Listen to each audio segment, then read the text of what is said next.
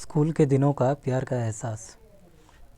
आज बहुत दिनों बाद पुरानी इंग्लिश की वो नोटबुक खोली तो वो गुजरा हुआ लम्हा आंखों में फिर से उतर आया और पूरा शरीर कांप सा गया और आंखों से अक्स टपकने लगे। बात 11वीं की बाद 12वीं की है। स्कूल की पहली क्लास थी। मैं काफ़ी दूर से साइकिल से स्कूल जाता था। क्लास में एंटर करते ही मेरे फ्रेंड्स चिल्लाए, अबे तेरी चेन खुली है। मैं क्या करता, झटके से ध्यान किया। फिर उन्होंने दोबारा से बोला, अबे यार बैग की चेन। फिर पूरी क्लास हंसने लगी और कोई मुस्कुरा रहा था तो वो थी आयशा।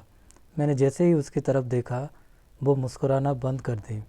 कुछ दिन ऐसे ही क्लास चलती रही। कुछ अलग था तो ये कि वो जब मेरे तरफ देखती तो मैं नज़रें झुका लेता और कभी मैं उसे देखता तो वो हल्का सा मुस्कुरा देती थी और उसकी वो स्माइल ज़िंदगी के हर खुशी से कीमती थी। 11वीं क्लास के छुट्टी के बाद घर जाते टाइम मैं उसे बिना देखे जाता ही नहीं था। वो तिराहे से अपने घर की तरफ मुड़ जाती थी। मेरी आदत थी हिंदी लिखने के बाद ऊपर से लाइन नहीं खींचता था। उस दिन हिंदी के टीचर से नोटबुक चेक कराने गया तो सर बोले कि लाइन क्यों नहीं मारे। मैं बोला, सर लाइन मारना ज़रूरी होता है क्या? सर बोले हाँ। क्लास हंसने लगी और कोई सबसे ज़्यादा हंस रही थी तो वो थी आयशा। उसको हंसता देख मुझको अलग ही खुशी मिलती थी। मैं उसको देखता ही रहता था और किसी न किसी बहाने उसे हंसाता रहता था, पर उससे कभी कुछ कहने की हिम्मत नहीं हुई। पूरी क्लास को लगता था कि हम दोनों एक दूसरे को प्यार करते हैं। अब शायद उसे भी लगने लगा था कि मैं उसे बहुत चाहता हूँ। एक दिन वो स्कूल नहीं आई थी तो अगले दिन वो मेरे से फर्स्ट टाइम मुझसे कुछ मांगी और बोली कि मुझे अपनी इंग्लिश की नोटबुक दे दो। मैंने कहा ठीक है, इंटरवल के बाद ले लेना। फिर मैंने इंटरवल के टाइम इंग्लिश के नोटबुक के इंडेक्स पेज पे लिखा, आयशा तुम मेरी ज़िंदगी हो, आई लव यू। जन्नत सी होगी मेरी ज़िंदगी आयशा अगर तुम्हारा साथ होगा। और मैंने उसे इंटरवल के बाद दे दिया। मैंने उस दिन की लास्ट क्लास में उसे देखा पर वो मेरे तरफ ध्यान नहीं दी। फिर उस दिन स्कूल की छुट्टी के बाद हर रोज़ की तरह उसे देखने के लिए मैं तिराहे पे वेट कर रहा था। फ्रेंड्स भी साथ में थे।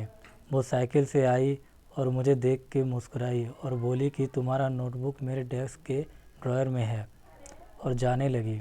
मेरे फ्रेंड्स बोले कि वो तेरे को प्यार करती होगी तो तेरे बुलाने पे पीछे मुड़कर देखेगी।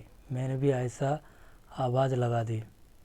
उसने मुझे पीछे मुड़ के देखना चाहा और उसके साइकिल की हैंडल मुड़ गई। सामने से आ रहा ट्रक उसकी साइकिल से टकरा गया। उसको और उसकी साइकिल को रोनता हुआ चला गया और मैं कुछ ना कर सका।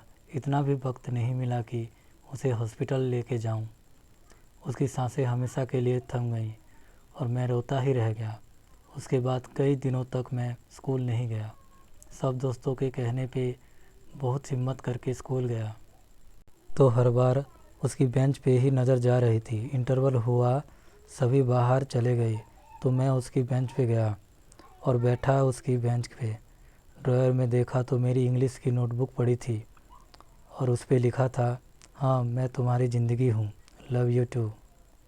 इतना पढ़ते ही मेरी आंखों में आंसू आ गए।